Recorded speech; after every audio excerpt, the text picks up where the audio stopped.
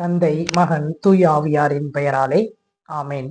அன்பிற்குரிய சகோதர சகோதரிகளே, திருவருகை காலத்தினுடைய 4வது வாரம், கடவுள் இம்மானுவேலாக என்றும் நம்மோடு இருக்கின்றவராக இருக்கின்றார் என்கின்ற உண்மை பொருளை சிந்திக்க நமக்கு அழைப்பு விடுக்கின்றது. இன்றைய முதல் வாசகத்தினுடைய வரலாற்று பின்னணி, இஸ்ராயேல் எனப்படுகின்ற வடநாடும் சிரியாவும் சேர்ந்து அசீரியாவின் மீது போர் தொடுக்க வேண்டும். அதற்கு இஸ்ராயேலினுடைய தென்னாடாகிய யூதாவினுடைய துணையை கேட்கின்றது. யூதா சிரியா இஸ்ராயேலோடு சேரவில்லை என்றால் சிரியாவும் இஸ்ராயேலும் சேர்ந்து யூதாவின் மீது போர் தொடுக்கக்கூடிய ஒரு அபாயம்.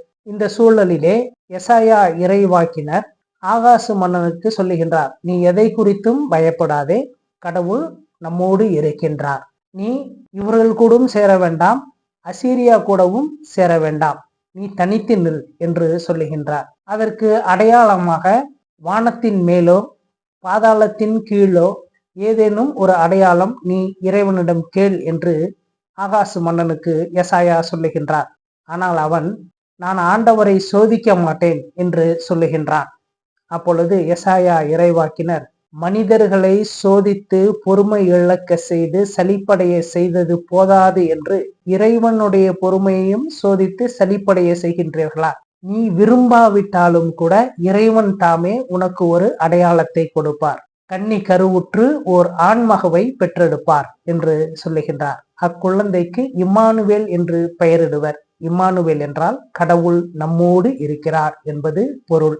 இந்த சூழலில் ஆகாசு மன்னனுடைய மனைவியும் கர்ப்பவதியாக இருக்கின்றார். எசாயாவினுடைய மனைவியும் கர்ப்பவதியாக இருக்கின்றார். இன்றைய நற்செய்தியிலே சூசைக்கும் அன்னை மரியாவுக்கும் மன ஒப்பந்தமானது நிகழ்ந்துள்ளது. ஆனால் அன்னை மரியா கருவுற்று இருப்பதாக சூசை கேள்வியுற்று அவரை இகழ்ச்சிக்கு உள்ளாக்க விரும்பாமல் அவரை மறைமுகமாக விலக்கிவிட திட்டமிடுகின்றார். ஆண்டவரனுடைய தூதர் சூசைக்கு கனவில் தோன்றி, மரியாவை ஏற்றுக்கொள்ள அஞ்ச வேண்டாம், அவர் கருவுற்றிருப்பது தூய ஆவியினால் தான், பிறக்கும் குழந்தைக்கு இம்மானுவேல் என்று பெயரிடுவர் என்று சூசைக்கு சொல்லுகின்றார். முதல் ஏற்பாட்டிலே அரசியல் பின்னணி, போர் அபாயம். நற்செய்தி வாசகத்திலே வாழ்க்கையை தூங்குவதிலே இருக்கின்ற ஒரு போராட்டம், ஒரு பிரச்சனை. இரண்டு சூழ்நிலைகளிலும் இறைவன் நம்மோடு இருக்கின்றார் என்கின்றதனை இன்றைய வழிபாடானது நமக்கு எடுத்துரைக்கின்றது. இறைவன் என்று நம்மை விட்டு பிரிந்தார், அவர் எக்காலமும் நமது அகத்தும் புறத்தும் நீக்கமற நிறைந்திருக்கின்றார். எவ்வுலகத்திலும் எங்கும் நீக்கமற அவர் நிறைந்திருக்கின்றார். அதனால்தான் சங்கீதத்திலே வாசிக்கின்றோம், ஆண்டவரே, நான் உமக்கு பயந்து பாதாளத்தில் ஒளிந்து கொள்ள சென்றாலும் நீர் அங்கேயும் இருக்கின்றீர் என்று சொல்லப்பட்டிருக்கின்றது. திருவருட்பாவிலே காட்சி கழிப்பு என்கின்ற பகுதியிலே இறைவன் எப்படியெல்லாம் நிறைந்திருக்கின்றாள் என்றால், அகத்தானை, புறத்தானை, அணுவானானை, அணுவினுக்குள் அணுவானானை, அதனுள்ளானை, எவ்வுயிருக்கும் ஒன்றானை, எங்கும் உள்ள இயற்கையானை என்று அவர் பாடுகின்றார். நாகூர் அனிபாவினுடைய பாடல், நீ இல்லாத இடமே இல்லை, நீதானே உலகின் எல்லை என்று பாடியிருக்கின்றார். இறைவன் எங்கும் நிறைந்து இருக்கின்றான் என்கின்ற உண்மை பொருள். எங்கும் வியாபித்து இருக்கின்றான், அவன் எல்லா இடத்திலும் நிறைந்து இருக்கின்றான் என்கின்றதனை சின்ன குறிப்பிடத்திலே நான் படித்திருக்கின்றேன். இப்படிப்பட்ட இறைவன் மீது நம்பிக்கை கொண்டு அவனுடைய அருளை பெற்று வாழ அழைக்கப்பட்டுள்ளோம் என்பதுதான் இன்றைய 2வது வாசகம். நம் வாழ்விலே இறைவன் நாம் மகிழ்ச்சியோடும் செல்வ வளமையோடும் வாழுகின்ற பொழுது மட்டும் அவன் நம்மோடு இல்லை. நம் துயரத்திலும் துன்பத்திலும் இன்னலிலும் அவமானத்திலும் தோல்வியிலும் நிர்வாணத்திலும் நோயிலும் தனிமையிலும் பிறரால் ஒடுக்கப்பட்டு ஓரங்கட்டப்பட்டு நிற்கின்ற எல்லா சூழ்நிலைகளிலும் நாம் ஒவ்வொருவரும் தனித்தனியே தனித்து நிற்பது இல்லை.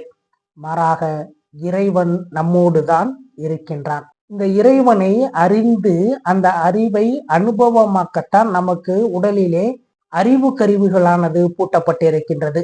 மெய், வாய், கண், மூக்கு, செவி என்று சொல்லுகின்றோமே, இவை அனைத்துமே இந்த இறைவனை அறிந்து அனுபவிப்பதற்குத்தான் கொடுக்கப்பட்டிருக்கின்றது.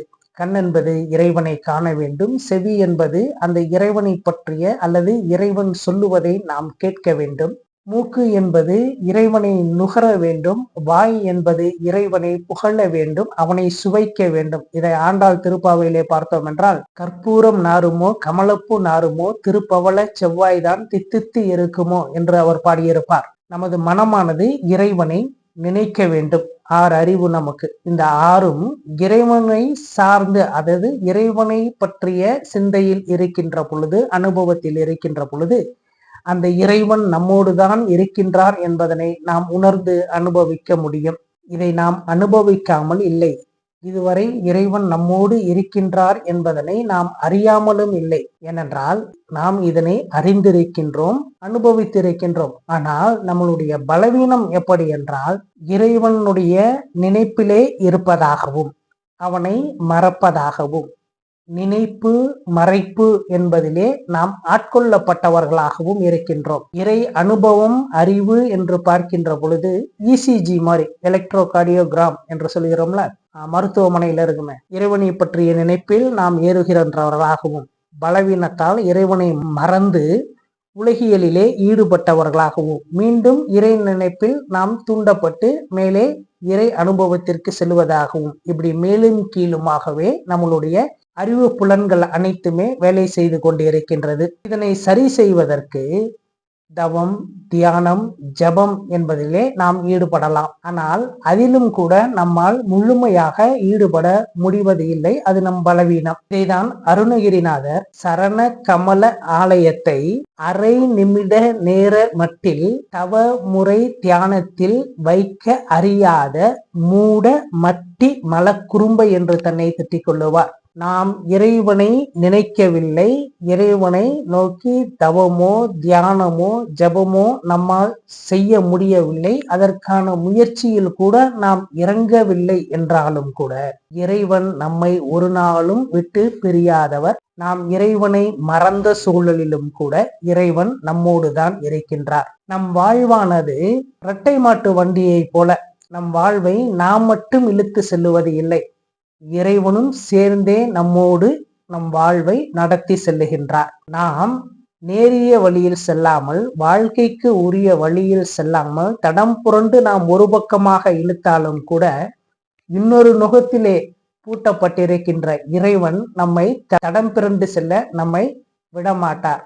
அவருடைய வழிக்கு அவர் நம்மை அழைத்து நேரிய வழியில் தானே அவர் நம்மை நடத்தி செல்லுவார் என்பதனை நாம் புரிந்து கொள்ள வேண்டும். எனவே அன்பிற்குரியவர்களே, என்னால் நல்லவனாக வாழ முடியவில்லை, பலவீனத்தில் இருக்கின்றேன், இறைவனை மறந்து விட்டேன் என்று நமக்குள்ளே குற்ற உணர்வை நாம் தூண்டிக்கொள்ள தேவையில்லை. மாறாக எல்லா சூழ்நிலைகளிலும் இறைவன் என்னை வழிநடத்துவார். ஒரு நாள் நானும் அந்த இறைவனுக்கு ஒத்துழைப்பு கொடுத்து எனது வாழ்வை இரட்டை மாட்டு வண்டி எப்படி இழுக்கின்றதோ அதுபோல நானும் இறைவனும் சேர்ந்து என் வாழ்வை நடத்தி செல்லுவோம். நாங்கள் அப்பொழுது அந்த இறை இன்பம், இறை அனுபவம் என்பதை ஒவ்வொரு நாளும் இந்த உலகத்திலே வாழுகின்ற பொழுதே அனுபவித்து அந்த பேரின்பத்தை பெறுவோம் என்பதிலே நம்பிக்கை கொள்வோம். இம்மானுவேலாக எல்லா சூழ்நிலைகளிலும் கடவுள் நம்மோடு இருக்கின்றார் என்பதனை அறிந்து அனுபவமாக்குவோம். ஆமேன். தந்தை, மகன், தூய ஆவியாரின் பெயராலே ஆமேன்.